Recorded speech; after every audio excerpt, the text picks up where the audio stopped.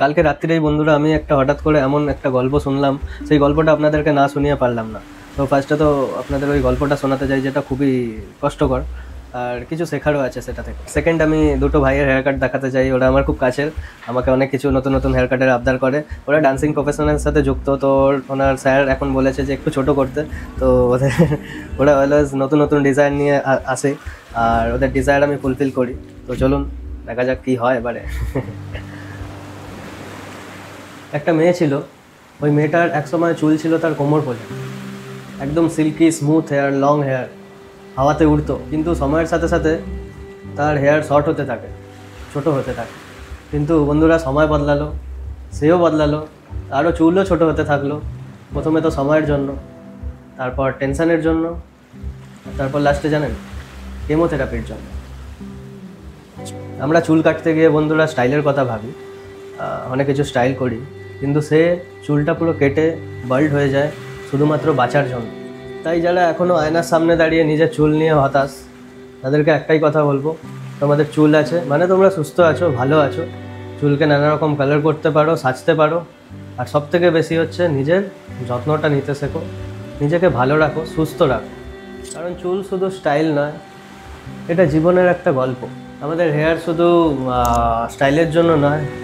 আর কি না কেন এত কিছু বলছি জানেন, আমাদের হেয়ার হচ্ছে আমাদের হেলথের ডিটেক্টর। আমাদের হেলথের কিছু একটা ইস্যুস হলে সবার আগে আমাদের হেয়ারের ওপর এফেক্ট পড়ে। যাই হোক, এটা নিয়ে আবার পরে একদিন ডিসকাস হবে ভালো করে। এবার টাইম হচ্ছে ঠিক সন্ধ্যাবেলা। কালকে আমার কাছে দুই ভাই আছে, ওরা ডান্সিং প্রফেশনে আছে। ওনার স্যার বলেছিল এবারে ছোট করে ফেলতে। ওরা যেহেতু ডান্সিং প্রফেশনে আছে, তো ওদেরকে সবসময় বড় বড় চুল রাখতে হয়। তো কালকে একটু ছোট করি, একজনের অনেকটা ছোট হয় আর একজনের একটু বড় থাকে। আর ওদের ডিজাইন না অলওয়েজ অন্যরকম হয়। তো চলুন দেখা যাক কালকে কি করেছিলাম সেটা। ঠিক ওই টাইমে স্যালনে দুখানা হেয়ার কালার চলছিল। ওই সময় আমার এই ভাইয়েরা আসেন, আর এরা বলে যে আমাকে ফুল হেয়ার কাট করে দিতে একজন, লংয়ের ওপর, আর একজন বলে আমাকে শর্টের ওপর করে দিতে। তো যেহেতু আমি বিজি ছিলাম, মানে আমার অলরেডি দুটো হেয়ার কালার চলছিল, তো ওই জন্য আমার একটু ফাস্ট এদেরকে হেয়ার কাট করে দেওয়ার দরকার ছিল এই টাইমে। তো আমি উলফের যে ইজি টেকনিক ওটা অ্যাপ্লাই করি। অ্যাপ্লাই করার পরে আমি যখন দেখি যে এই হেয়ার কাটটার পরে কীরকম লাগছে, তো তখন আমি মনে করি যে একটু ফিনিশিং টাচ দেওয়া দরকার। তো তাই জন্য আমি টেক্সচারাইজিং করি। আর একটা কথা কি বলুন তো, প্রত্যেকটা হেয়ার কাটের পরে না, আফটার যতক্ষণ না ব্লাশ ড্রাই হচ্ছে ততক্ষণ সেই হেয়ার কাটটার ফিনিশিং বোঝা যায় না। তাই জন্য ব্লাশ ড্রাইও করে নিই। করার পরে যখন দেখি যে ঠিকঠাকই লাগছে, বাট আরও ফিনিশিং টাচ দেওয়া দরকার, তো তাই জন্য আবার টেক্সচারাইজিং স্টার্ট করি। আর তার সাথে সাথে টুইস্ট, এটাকে টুইস্ট কাট বলে, তো এটা করি, টুইস্টিং করি। তারপরে ফোরহেড লাইন অ্যান্ড একটুখানি সাইড ফেড করাও বাকি ছিল, তো সেগুলো আমি করে নিই। আর করার পরে নেক্সট হেয়ার কাট।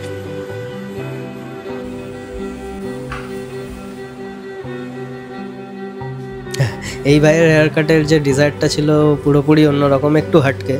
তো যেরকম আমাদের উলফে ব্যাকটা একটু লেন্থ থাকে, বাট এই যে যেই হেয়ার কাটটা দেখিয়েছিল সেটার ব্যাকটা মিডিয়াম লেন্থ ছিল, মানে খুব লংও না, খুব শর্টও না।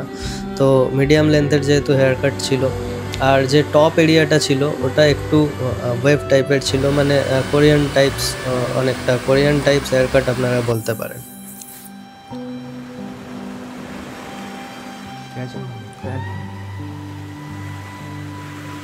Perfect, thank you. আমার বন্ধু কোথায় গেল?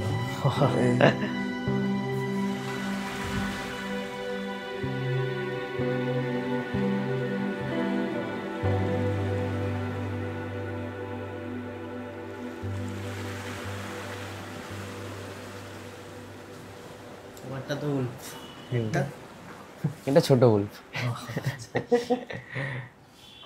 ঠিক আছে, একদম ভালো, ঠিক সুন্দর আছে। লাগছে। হ্যাঁ, সেক্সি। চলো বাই, টাটা। বাই। বাই, টাটা। খুব ভালো লাগলো, থ্যাংক ইউ, দারুণ এক্সপিরিয়েন্স। একদম একদম, টাটা। ভিডিওটা কেমন লাগলো প্লিজ জানাবেন। আপনারা এতক্ষণ ধরে পুরো ভিডিওটা দেখছেন, থ্যাংক ইউ সো মাচ। আশীর্বাদ করবেন যাতে আরও ভালো ভিডিও বানাতে পারি। আর কি বলুন তো, আমি কাজও করি, এরম না যে সারাদিনে একটা কাজ করি, আমাকে অনেকগুলো কাজ করতে হয় সারাদিনে।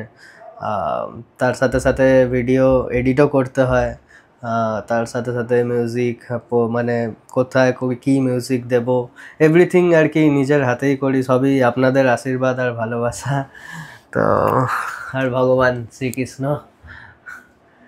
আপনারা আর উনি আছেন, তো আমি আছি, এর থেকে আর বেশি কিছু বলতে পারবো না। বাই, টাটা, take care, thank you so much.